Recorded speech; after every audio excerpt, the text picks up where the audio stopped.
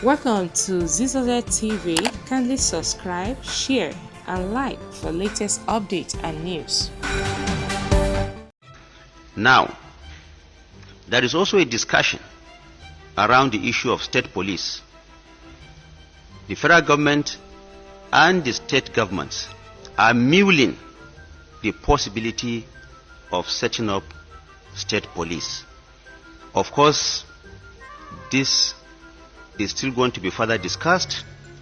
A lot of work has to be done in that direction, but both the federal government and the state governments are agreeing to the necessity of having state police. Now, this is a significant shift, but like I said, more work needs to be done in that direction.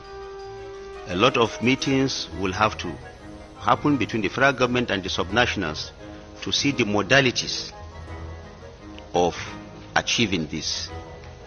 Now, these are some of the issues that have been discussed, and Mr. President has also called on the state governors to join hands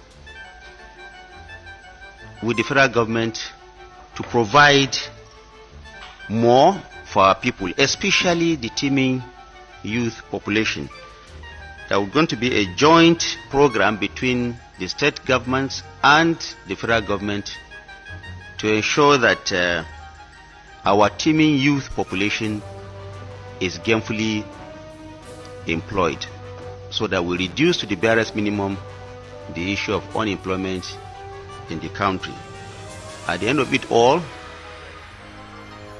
the 36 state governors and Mr. President are all on one page, irrespective of political differences, to ensure that Nigeria remains peaceful, Nigeria remains united, Nigeria remains prosperous going forward.